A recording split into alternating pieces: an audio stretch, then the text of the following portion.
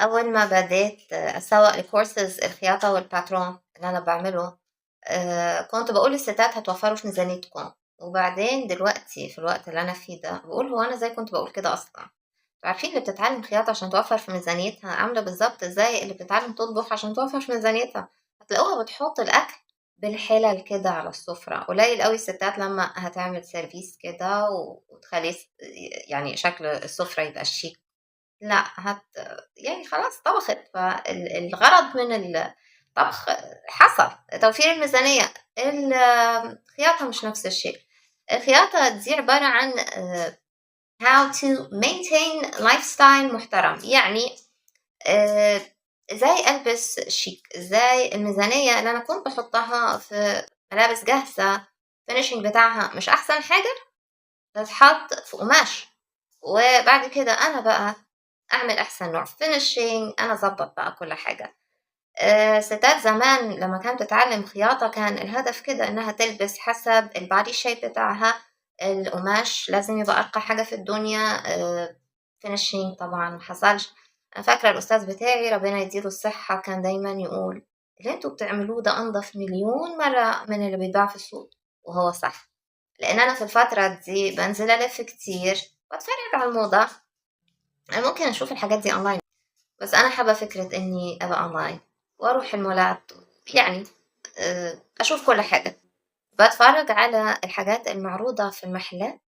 حتى الفتل اللي هي بتبقى في الآخر خالص بعد لما بنشيل القماشة من المكنة، ما بيفكروش إن هم يعملوا تنظيف للفتل. أنا حتى مرة وقفت وسألت واحدة من اللي في المحل، أنا مش قادرين تشيلوا الفتل دي؟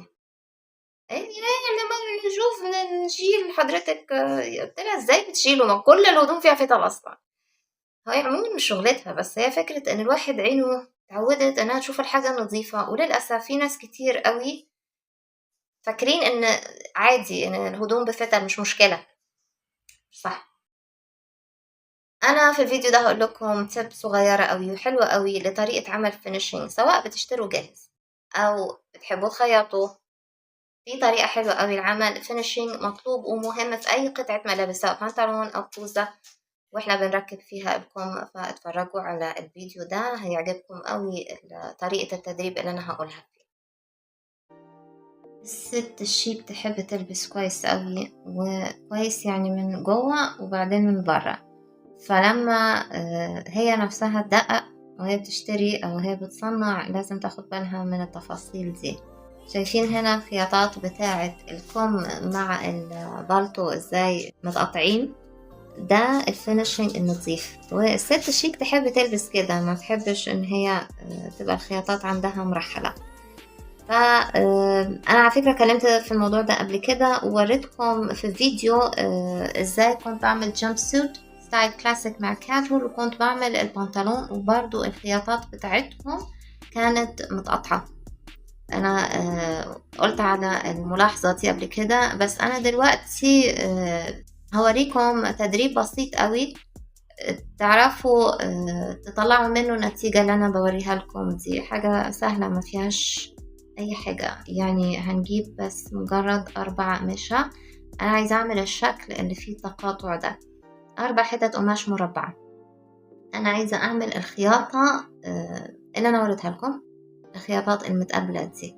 فأخيط كل 2 في بعض، ودلوقتي هخلي 4 مربعات يتخيطوا مع بعض والخياطة تتقابل، يبقى شكلها بالنظافة اللي أنا وريتها لكم دي.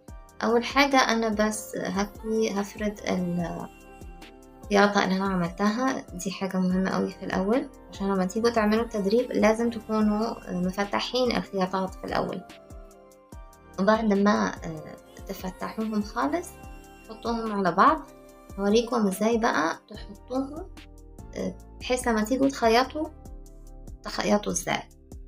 بصوا دلوقتي اهي الخياطات، انا دلوقتي همشي الخطين دول على بعض كده، اوكي، وهحط دبابيس. ده مهم اوي على فكرة. انا اشتغلت مع ناس برو يقول لي انا بدبس، انا مش بشتغل كده على طول. واللي اتعلمت مع دريبينج يقول انا بحب ادبس. فاحنا هندبس دلوقتي القماشتين دول مع بعض. شوفوا الطريقة، بصوا بقى لما احط الخياطات بالظبط مع بعض واحط دبوس في النص في المكان ده،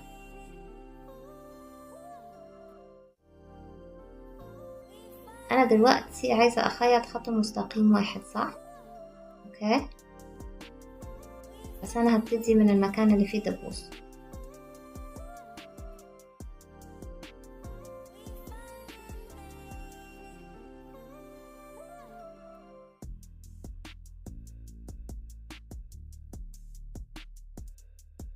انا دلوقتي في الجزء ده هعمله فرماتورة صغيرة اروح وارجع عليه بالمكنة. انا حطيت الخطين على بعض بالظبط، انا عايزة اثبت ده.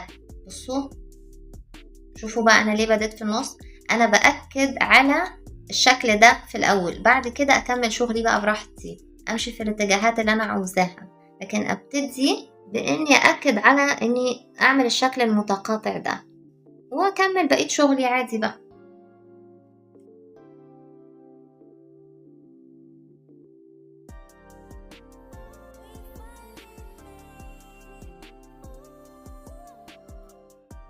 بصوا بقى وانا مكملة دلوقتي، انا هدخل الخياطة على الفرماتورة بالظبط. شوفوا ازاي الجزء ده هيتاخد خياطة واحدة،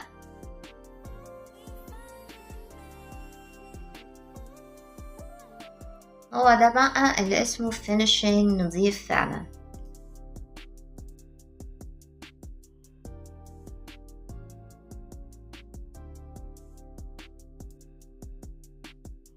انا اصلا هنا مشيت على نفس العيار اللي عملت عليه الفرماتورة، عشان كده طلعت معايا خياطة واحدة.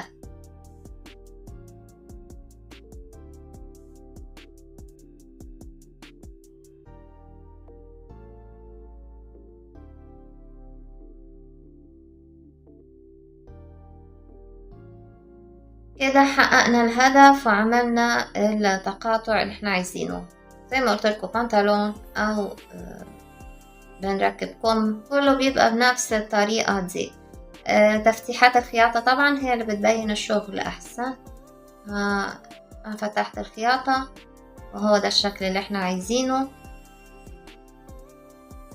وده الفينيشينج النظيف بتاع الستات الشيك. طبعا علشان نعمل كم محترم لازم نعمل كورساج محترم وحاردة جيرو مظبوطة، ولازم يكون كل ده perfectly fitted على الجسم، وده اللي أنا بدرسه في perfect fit course، وده الورك بوك بتاعه perfect fit workbook، في منه نسخة مجانية أول 20 صفحة، والتدريبات اللي فيه كمان مشروحين بفيديوهات مجانية. علشان تنزلوا النسخة المجانية من الورك بوك والفيديوهات اللي بتشرح التدريبات اللي فيهم اتواصلوا مع شيك أكاديمي سبورت تيم، هتلاقوا أرقام التواصل في الديسكريبشن باكس تحت. شكرا لوقتكم، شكرا لمتابعتكم، أتمنى الكونتنت يكون عجبكم. لو عجبكم please like and share، ومن subscribe للchannel، اضغطوا notification bell. أشوفكم الفيديو الجاي.